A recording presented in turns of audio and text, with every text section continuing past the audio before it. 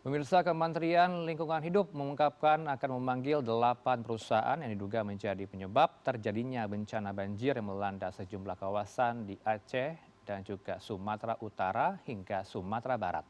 Nah, sementara itu Wahana Lingkungan Hidup Indonesia Walhi Sumut mencatat dalam 10 tahun terakhir 2.000 hektar hutan di Sumut rusak dan hal itu diduga jadi penyebab banjir bandang bukan semata-mata akibat cuaca ekstrim. Kayu Gelondongan bongkar jejak masalah pembalakan.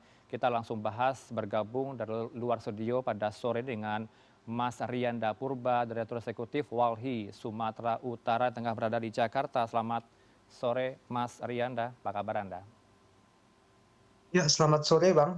Ya, Baik, perlu kabar kami baik. disclaimer, kami juga turut mengundang dari Kementerian Lingkungan Hidup, Pak Menterinya tidak bisa bergabung karena tengah kesibukan memantau langsung ke lokasi bencana, termasuk juga Pak Menteri Kehutanan, Pak Menhut, tengah rapat kerja dengan Komisi 4 DPR, dan juga pihak dari salah satu perusahaan yang diduga terindikasi penyebab banjir, yaitu dari pihak PT Agincourt Resources. Tadi kami sempat putarkan pernyataan dari mereka ke CNN Indonesia. Respon Anda dari pernyataan tadi, Mas, jika Anda menyimak tadi apa yang saya sampaikan. Mereka mengklaim tidak menjadi penyebab banjir. Respon Anda dari Walhi. Nah, itu juga turut ini ya kita bantah karena gini, jelas dalam dokumen AMDAL mereka pun tahun 2020 itu mereka melakukan penebangan ribuan pohon itu karena mereka memperluas eksploitasinya. Nah, itu kemudian bagaimana? Apakah itu juga dijelaskan dalam klaim apa ya bantahan tersebut? Nah, kemudian Hmm. yang menjadi soal juga wilayah apa ya Garuga yang terkena apa, yang banyak kayu apa ya, lewat dan masuk sampai ke apa ya, terbawa arus bandang yang sangat apa ya, cepat dan menimpa pemukiman warga tersebut. Oke. Itu juga ada di Desa Garuga, juga di Hmm. Sungai Batang Toru. Nah, juga dalam apa ya, dalam apa dokumen-dokumen lingkungan mereka itu juga kita lihat bahwa salah satu wilayah pembuangan limbah mereka juga ke Sungai Batang Toru. Nah, di Sungai Batang Toru juga ada kayu yang lewat itu. Kalau kita lihat yang banyak video yang beredar ya di Jembatan Trikora, itu juga Sungai Batang Toru membawa apa ya, kayu-kayu gitu. Mhm. Hujan tersebut yang terbawa apa ya oleh air yang deras tersebut. Nah, makanya Oke. sebenarnya Mhm. dalam hal ini rilis bantahan tersebut juga tidak misalnya dijelaskan bagaimana topografi tingkat kelerengan apa ya praktek penambangan yang berada di hulu gitu. Hmm. Karena gini, sejatinya kan air itu mengalir dari hulu ke hilir, mana mungkin dari hilir ke hulu begitu. Oke. Nah, Mhm. apa Desa Garuga ini juga yang berada yang di wilayah hilirnya. Baik. Apakah dalam konteks ini dipisah-pisahkan Hmm. wilayah das?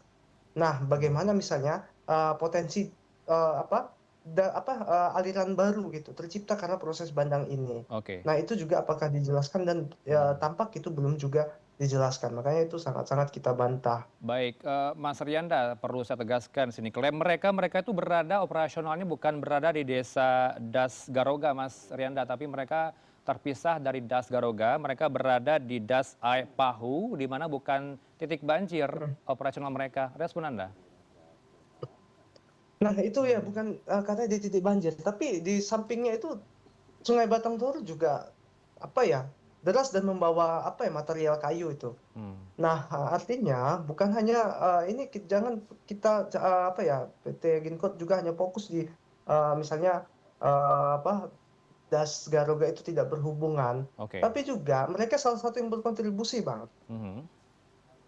Selain perusahaan lain apa ya yang sudah kita sebutkan sebelumnya ada PLTA dan lain sebagainya. Semua kita sebutkan kok. Termasuk ada penebangan di apa di wilayah hulu gitu, Oke. Kabupaten Tapanuli Tengah yang Baik. kita duga itu oleh PT Sago. Tapi yang Mhm. jelas Mhm. dari sini wilayah-wilayah mereka, praktek mereka ini ada di hulu ya, baik itu Desa Garoga, kemudian desa-desa di Kecamatan Batang Toru yang lain, cuma kemudian di Tuka, Kabupaten Tapanuli Tengah, hingga sampai ke Sibolga sana. Nah, Hmm. artinya wilayah-wilayah yang dieksploitasi besar-besaran termasuk oleh PT Aginfor ini di hulu.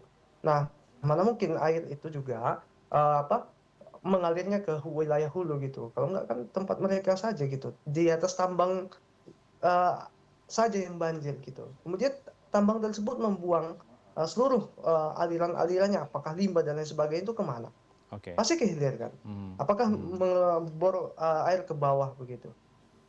Baik, tapi kalau dari teman-teman Walhi sendiri melihat ekosistem Batang Toru ini kayak kan biodiversitas tinggi ya, dikepung dengan Iya banyak Bang. beberapa tambang emas termasuk dari PT AR ini Mhm. sendiri. Apakah berdampak dari proyek tersebut Wah, ke biodiversitas di Batang Toru? sangat berdampak.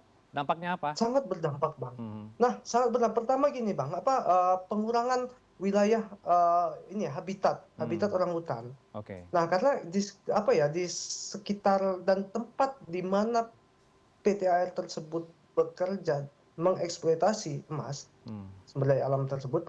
Nah, di situ juga hidup orangutan, Bang. oke, Di mmm, situ juga, habitat kunci dan di situ banyak, hutan-hutan dan tutupan lahan yang di situ sumber pakannya, orangutan dan oke, sarang-sarang orangutan itu ditemukan banyak di situ. Nah, mhm, tapi di situ ada praktek penambangan mereka. Meskipun memang areal yang sudah dieksploitasi itu dan sekitarnya itu ini ya, status kawasannya non hutan. Ini yang kita mmm, sayangkan oleh pemerintah ya. mmm, Gampang sekali ya, wilayah-wilayah yang lereng-lereng bukit, hutannya masih kaya, di situ orangutan tapanuli yang, hidup itu terancam kemudian oleh, eee, pembukaan dan sekarang ini dalam beberapa tahun terakhir PT AR juga memperluas itu areal-areal, penambangannya begitu, Bang. baik, saya tidak hanya fokus ke salah satu perusahaan karena tidak boleh mengklaim satu pihak saja, tapi ada beberapa perusahaan lainnya Iya, yang perlu kita di patut, beberapa lain juga. telusuri dan Mhm. investigasi. Tapi dari teman-teman Walhi, 6 perusahaan lainnya apa? Karena dari rilis yang Anda keluarkan ada 7 perusahaan. Iya, ke-6 lainnya seperti PLTU Batang Toru, Bang, itu juga mereka membangun infrastruktur di sepanjang 13 kilometer, eee, badan sungai Ya. Batang Toru, Bang. Ini yang ditampilkan di Kemudian ke insert kita tampilkan di layar berikut, bisa Anda sebutkan PT mana saja nih, iya, Mas Rianda? kemudian Mhm, ada PT Toba Pak Lestari, itu juga mereka melakukan praktek, alih fungsi melalui mhm, skema kemitraan perkebunan kayu rakyat di oke, wilayah Kabupaten Tapanuli Selatan. Di mhm, hulunya lagi mhm, Bang. Nah, kemudian juga ada PT Sago Nauli, mmm, Plantation yang membuka dan mengalihfungsikan, sawit di Kabupaten Tapanuli Tengah.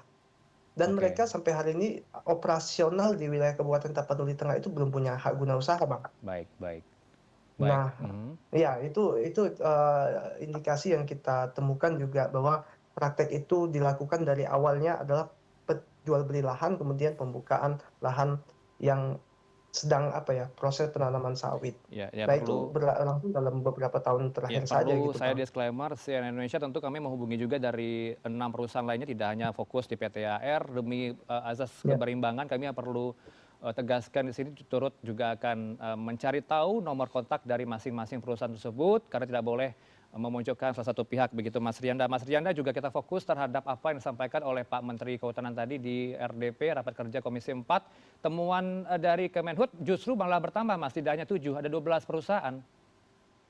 ya, yang kita temukan dalam banyak pemberitaan juga yang disampaikan tersebut, Mmm, 8 perusahaan di Sumatera ya, oke, tapi tidak menyebutkan, sebutkan saja gitu, mana saja gitu. Di mhm, Sumatera, apakah termasuk Aceh atau mmm, hanya 8 ini di Sumatera Utara?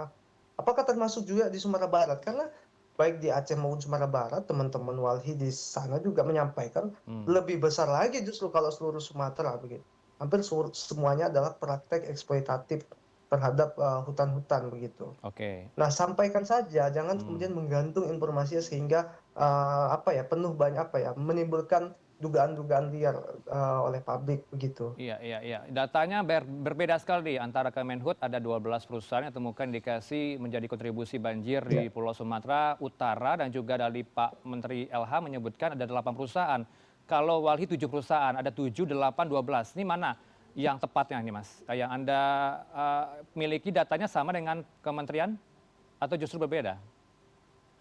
Karena kita belum tahu ya, Hmm, pemerintah juga belum menyampaikan perusahaan yang mana saja gitu. oke, mmm, Kalau bisa juga, ini Bang, dikonfirmasi saja langsung, oke, harapan kita itu juga mmm, terbuka, dilakukan gitu. mhm Tohnya mhm. kita ini juga negara yang demokratis gitu, jangan ada yang ditutup-tutupi begitu, Bang. Oke, dan mereka Pak Menteri Kehutanan juga mengklaim di DPR sudah mencabut 18 perizinan berusaha pemanfaatan hutan PBPH seluas 526.114 hektar dilakukan pada 3 Februari 2025. Kalau Walhi punya data yang sama,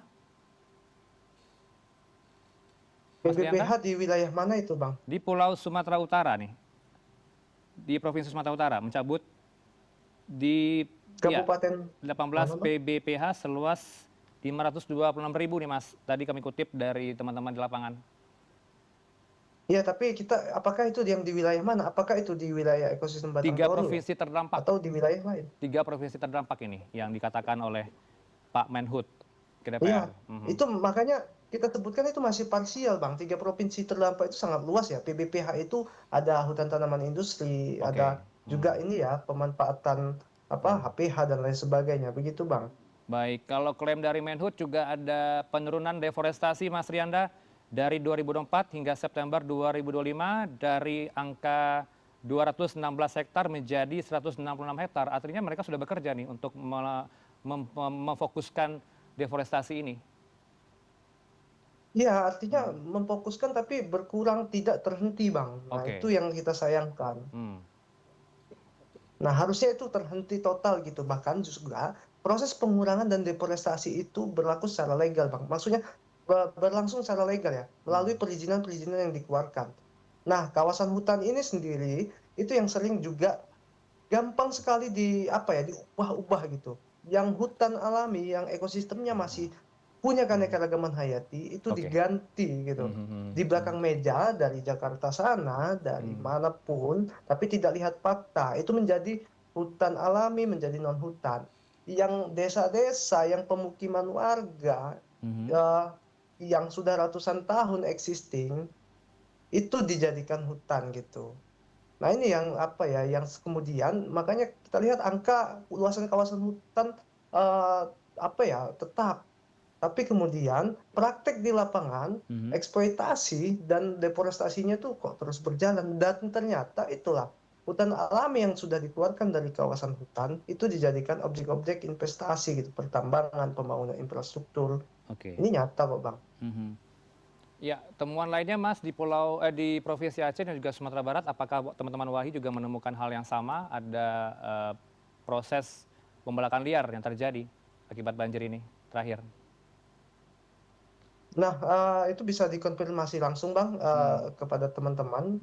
Kebetulan juga apa ya, bisa kita hubungkan dengan teman-teman apa ya, walhi di setiap daerah Aceh dan di Sumatera Barat, Bang. Oke, nanti kita akan konfirmasi juga dengan pihak-pihak di sana begitu Iya, ya, di iya. Walhi Sumbar dan Walhinya Aceh. Terima kasih untuk waktu Anda bersama kami di Newsroom, Mas Rianda. Sayang sekali kita masih belum bisa berhasil untuk menghubungi kedua narasumber lain yang hingga kini masih belum bisa bergabung dengan Newsroom. Mas Rianda Purba, Direktur Eksekutif Walhi Sumatera Utara. Selamat sore, Assalamualaikum. Iya, selamat sore. Assalamualaikum.